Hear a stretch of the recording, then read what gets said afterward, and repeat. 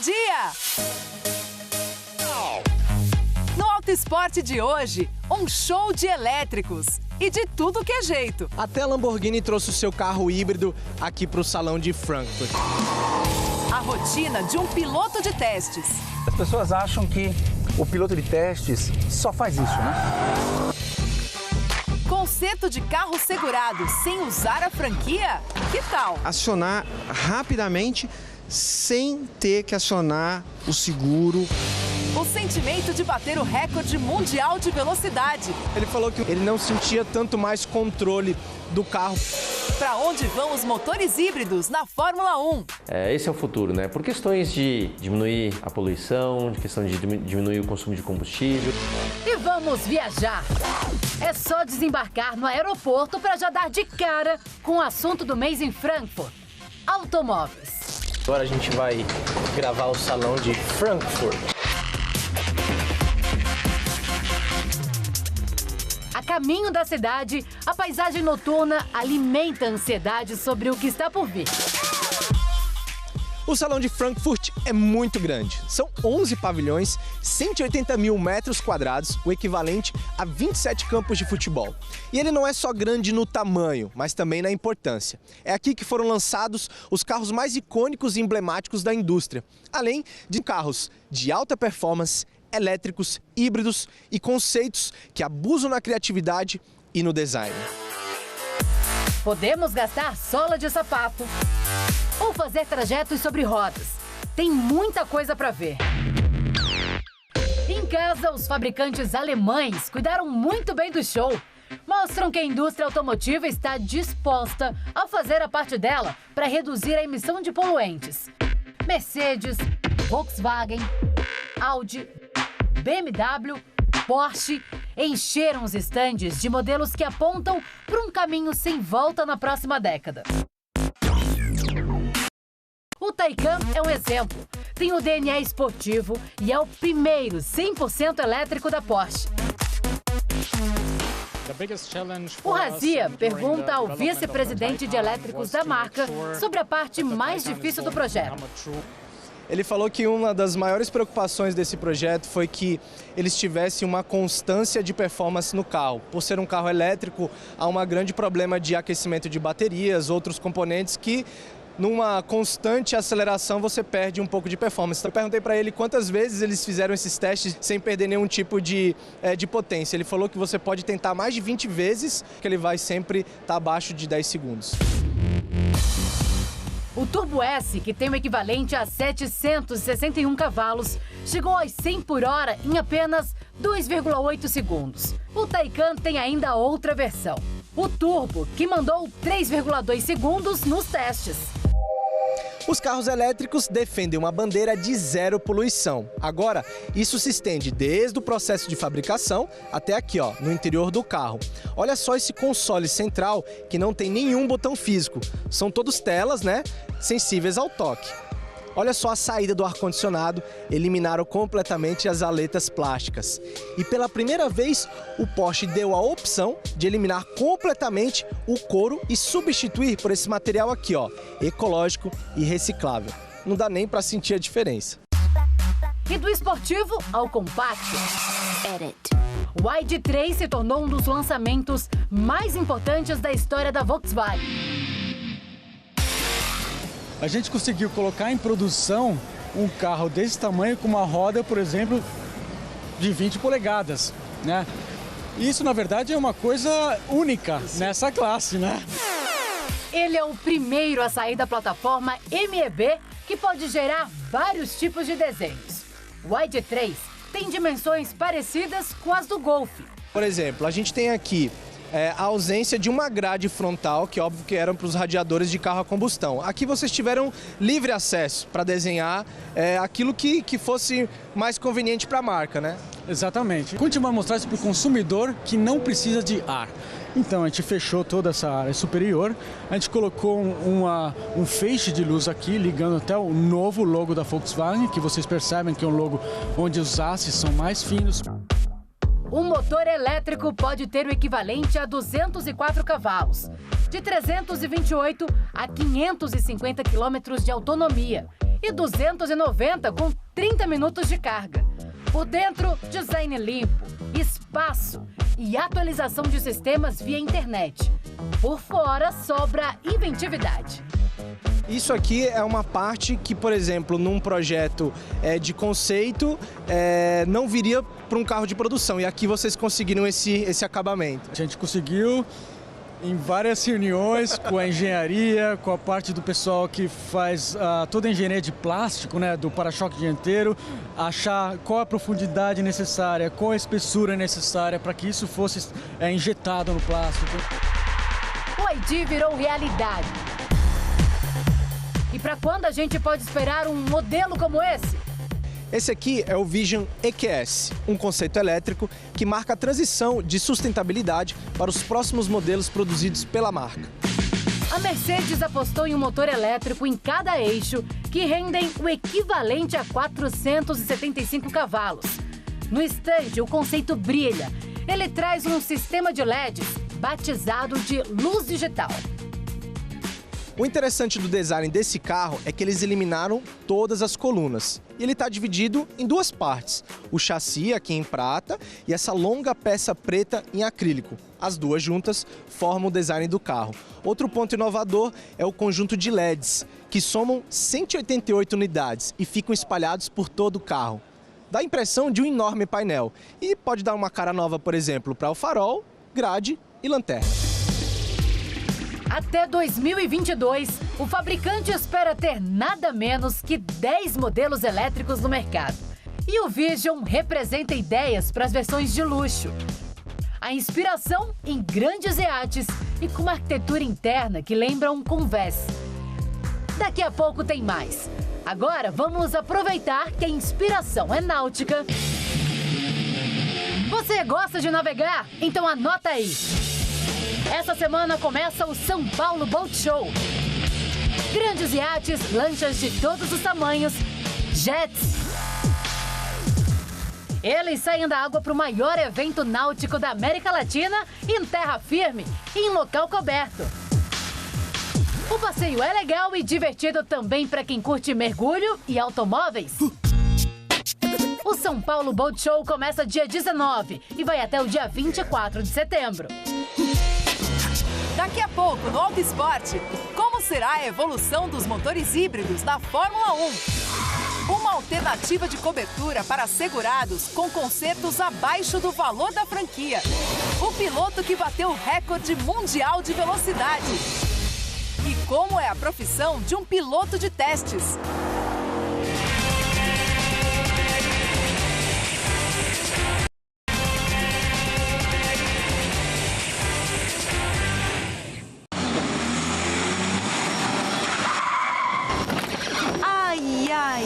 Ai, meu carro. É um amassadinho muito simples, porém, toda vez que ele chega perto do carro, é o que incomoda. Ó, aqui a gente tem uma colisão, possivelmente de um portão que bateu. E acredito que a pessoa tenha se assustado, saiu com o carro e acabou ralando um pouco mais aqui. Pequenas batidas. Para quem tem seguro, vem logo a questão. O valor do conserto fica abaixo da franquia. Então o caminho é uma oficina de confiança. Nossa cliente, ela pegou uma caçamba, não feriu nada que comprometesse a porta, tá? Mas terá que fazer funilaria e pintura. Para mudar a maneira de pensar, uma seguradora e uma empresa de serviços fizeram uma parceria que rende soluções bem econômicas nos consertos. O serviço, né, ele abrange todas as peças externas do veículo, de metal e de plástico. Ou seja, então toda a lataria, para-choques e etc. Que a gente desenvolveu junto à Autoglass, o reparo abaixo da franquia, que é uma cobertura super barata que o consumidor pode comprar junto com o seu seguro na HDI, sem ter que acionar o seguro pagando franquia ou perdendo a classe de bônus na renovação. É importante a gente deixar claro que isso não entra como um sinistro. Você não precisa ter medo, meu carro é batido, não entra como um acidente. Não. O desenvolvimento desse serviço foi justamente isso. Garantir que a pessoa não se preocupe mais, se você tem o reparo abaixo da franquia, com aquele arranhãozinho que aparece, com aquele amassadinho que aparece. Só para ter uma ideia de orçamento, olha esse caso. Esse carro teve uma colisão traseira, tá? Foi uma ré em que a pessoa não se atentou e pegou uma coluna. Então feriu tampa e feriu para-choque traseiro.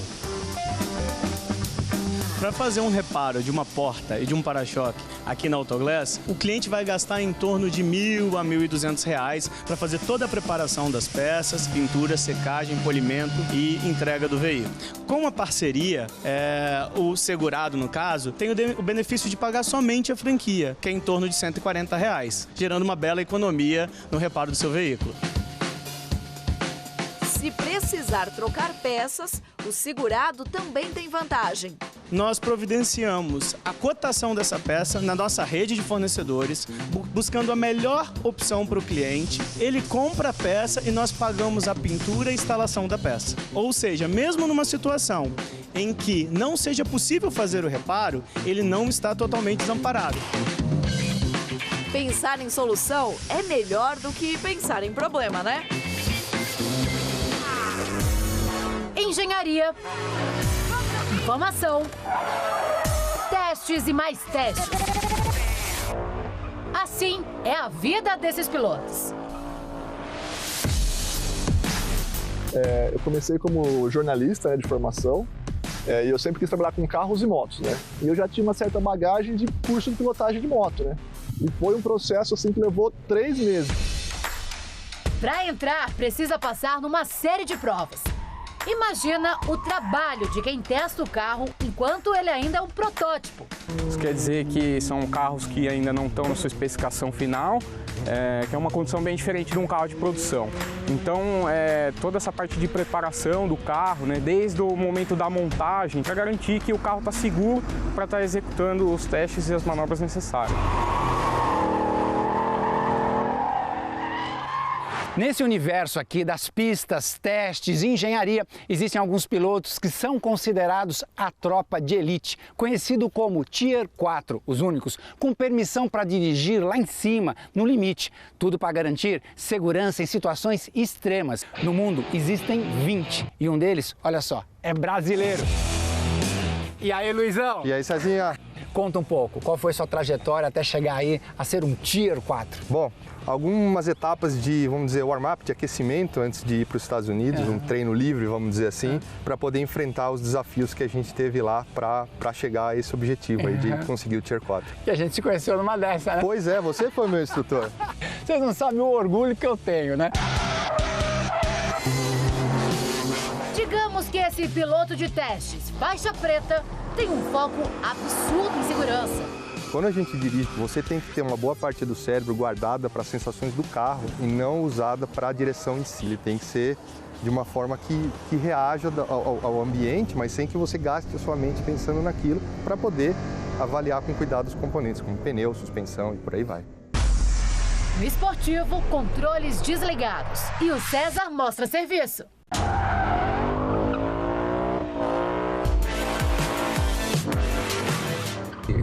Uma manobra como essa, que a gente chega a quase 100 km por hora, às vezes na casa de 70, 80, ele já começa a entregar alguma coisa para você. As pessoas acham que o piloto de testes só faz isso, né? Manobras rápidas e ousadas. Na verdade, 20% dos testes são essas manobras. Vê como que agora, ó, eu já estou ali explorando o limite.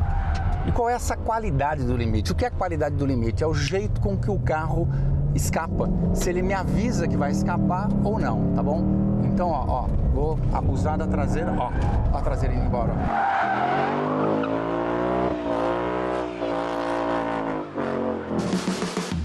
Diz aí, Luizão, fala como corrigir a trajetória. Ó, tivemos um começo de aviso aqui. Isso, só 90 e alguma coisa. Isso, entrou um ruído de pneu. Isso, eu senti alguma variação no torque já. Pensando assim, olha, se você for um usuário comum, você já tá passando do ponto. Passando do ponto. Como não é um usuário comum, é um piloto. É só forçar um pouco mais.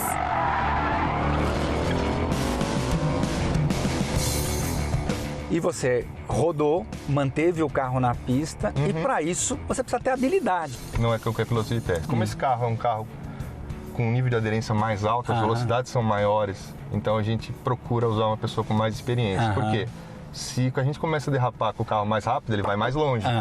Então a gente tem que antecipar para que lado a gente vai rodar, ou pelo menos ter uma ideia de como o carro vai se comportar nesse eixo aqui. É interessante como são divididas as graduações. A carteira B, você consegue fazer teste de raio constante, onde a gente consegue medir o nível de aderência do veículo como um todo. A carteira A, você já trabalha com velocidades de 160 até 200 km por hora e você tem a maior parte das manobras que são executadas, elas são no limite de aderência. Então, a sua habilidade de se isolar como condutor, ela tem que ser muito alta para você poder depois traduzir para a engenharia o DNA do veículo, que tipo de modificação que você precisa fazer para atingir o comportamento que é requerido pelo projeto. E a carteira S são os carros super esportivos, são rankings de 200 a 250 km por hora. E tem testes específicos, por exemplo, o pneu de motos no Brasil. Só aqui tem teste de terra para o modelo urbano. Se você falar isso pro Japão, ele vai falar, mas que absurdo, ninguém vai andar com uma moto dessa na terra. Mas a realidade do Brasil, essa realmente é a única moto que o cara tem na casa que ele conseguiu ali comprar. Então ele usa para tudo. E muitas estradas do Brasil não tem pavimento. Então a gente faz um teste também na terra para balizar isso para o Brasil. A terra é o lugar ideal para uma picape desse tamanho. Uma sequência de S's, né? Isso. Você já vê ele querendo abanar. Ele já tá querendo vir um pouquinho. E dá-lhe fumaça! Agora é poeira, né? Ela, mesmo com tudo desligado, o controle ainda atua para garantir a estabilidade de rollover. Então você vai ver que de vez em quando o freio dá uma atuada. Uma atuada. Entendi. E o que nós estamos aqui vivenciando, de vez em quando vocês vêm aqui e fazem só para treinar o braço, a sensibilidade do piloto com relação ao eixo dianteiro, eixo traseiro, saída de frente, saída de traseira. E a gente usa não só a Raptor, como usa o Mustang também. Mustang na terra. Na terra. A pista é bem lisa, justamente para a gente poder usar os carros com um motor bastante mais, vamos dizer, potente, para que a gente possa colocar ali de lado, ter intimidade com esse movimento. Esse movimento tem que fazer parte do nosso dia a dia. Entendi. É isso aí. E vamos trocar de lugar agora? Vamos embora. Agora você é avaliado. Quem sabe eu vir aí um Tier 4?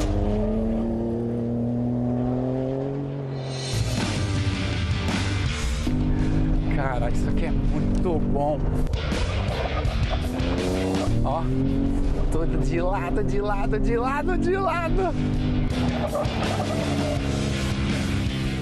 A todo momento, ó, meu olhar tá lá na frente, ó. Embora o carro esteja apontado para cá, eu, ó, tô com o olho para onde eu quero ir. Isso num drift, né, que é o que eu tô fazendo aqui, saindo com o carro de traseira, pendulando o carro de um lado pro outro, é muito importante, ó. Que delícia, bicho! Vai, moleque! Cara, na boa, existem profissões muito legais, mas eu adoro a minha. Daqui a pouco, no Auto Esporte, uma Lamborghini inovadora. É o primeiro hipercarro da marca, toda a carenagem em fibra de carbono. E o que vem por aí na Fórmula 1? Ferrari pode falar que vem com algo novo, mas de repente é 2 cavalos e faz a diferença.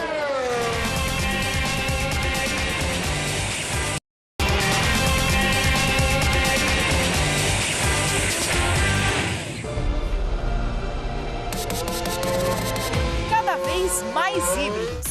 Para 2025, os componentes que respondem por esse tipo de tecnologia devem aumentar na Fórmula 1 de 20% para 50%. Essa é a expectativa para quando entrar em vigor o novo regulamento, adiado em 4 anos, exatamente para que se estude a aplicação de novas tecnologias. Para recarregar as baterias, você tem que perder potência na reta para que, uma vez que você não pode usar essa bateria, essa energia de bateria o tempo todo, mas com o avanço da tecnologia, isso vai melhorar e vai chegar a um ponto que de repente você consiga fazer a corrida inteira a pé embaixo. As luzes vermelhas acesas na parte de trás indicam o momento em que as baterias estão sendo recarregadas. É o aviso que o carro está perdendo potência. Existe um problema também na questão de performance, que as baterias ainda são muito grandes e muito pesadas. Com a tecnologia também essas baterias vão ser cada vez menores, mais leves, o que ajuda muito o desempenho dos carros na pista. Então, acho que atualmente não prejudica muito o espetáculo. Acho que esse é o mais importante, tá? Eu prefiro, de novo, ver uma corrida que não tem essa questão de momentos de recuperação de energia, pilotos que tiram, às vezes, até o pé para poder economizar algumas questões da recuperação de energia. Há quem aponte o refinamento na unidade de potência como um dos fatores que faz a Mercedes sobrar no campeonato. Os dois sistemas juntos rendem 160 cavalos a mais a cada volta. Um sistema absorve energia das frenagens, principalmente nas entradas de curvas, e transforma em potência. Ainda tem um outro que aproveita o calor residual do escapamento para alimentar a bateria. Isso chega no pico, nas saídas de curva, quando o piloto acelera forte. Hoje em dia, não é possível você evoluir muito na potência por questão da resistência do motor. Como são poucos motores durante a temporada, são apenas 3, eles têm que durar muitas corridas, né? E treinos e tudo mais. Se você coloca muitos cavalos, muita potência, ele vai durar menos. Então não é nem problema de eles não conseguirem aumentar a potência, eles conseguem. O problema é a durabilidade desses motores. Então a Ferrari pode falar que vem com algo novo, mas de repente é 2 cavalos, 5 cavalos, que faz a diferença. Vamos ver o que muda agora no próximo GP em Singapura, domingo que vem.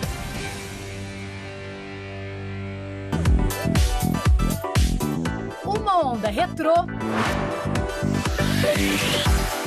na direção de um futuro mais elétrico. Curioso como as marcas foram buscar referências no passado para trazer novidades. O Hyundai EV45 é inspirado no Coupé Concept de 1974. E o número 45 indica quantos anos separam os dois modelos. E também os históricos ângulos de 45 graus em várias partes do carro. O elétrico da marca coreana traz uma ideia de libertação de estilo no design. A única japonesa no salão de Frankfurt também foi na Honda. O Honda E traz linhas mais quadradas para o modelo urbano, mas em vez de retrovisores, câmeras. Tem motorizações equivalentes a 137 e 156 cavalos. Autonomia, 220 quilômetros. Em 30 minutos, já se consegue 80% da carga. Mas quando se fala em conceito, quanto maior o voo dos projetistas, melhor. A BMW trouxe o Vision M Next, que aponta como serão as linhas dos modelos mais esportivos da marca. Grades dianteiras largas, portas que se abrem para cima e fibra de carbono reciclada dão um tom. No interior, volante e mostradores viram uma coisa só. O setor automotivo vai se transformar rapidamente.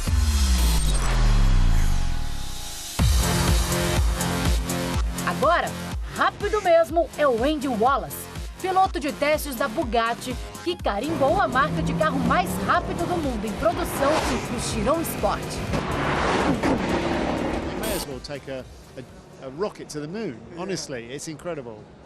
O Andy falou que o resultado desse recorde que eles atingiram 490 km por hora foi um trabalho inteiro de equipe de vários talentosos engenheiros para chegar nesse nível, né?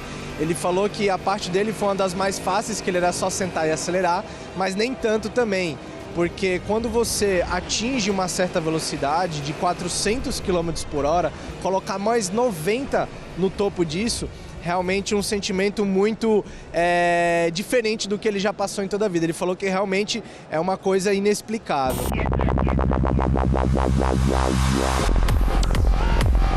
O Chiron teve a aerodinâmica modificada, mais 20 centímetros no para-choque traseiro para reduzir o arrasto. Ganhou ainda 100 cavalos, totalizando 1.600, e prepararam um pneu específico para o evento.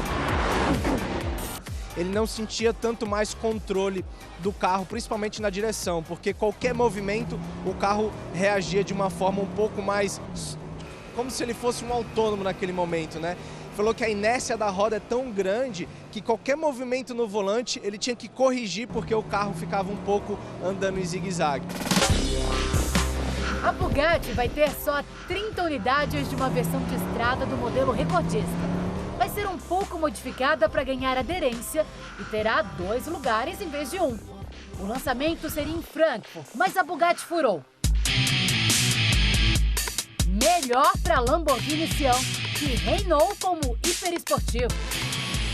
São 819 cavalos, só que só 34 vem do motor elétrico que é embutido no câmbio. Os outros 785, aí sim, vem de um motor aspirado V12. É o primeiro hipercarro da marca que eles fizeram o chassi e toda a carenagem em fibra de carbono.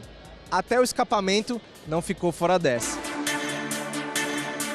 Essa edição limitada deverá ter apenas 63 unidades. E a empresa italiana informa que estão todas encomendadas. Bonito, hein? O Auto Esporte fica por aqui. Um bom domingo e uma ótima semana. Tchau!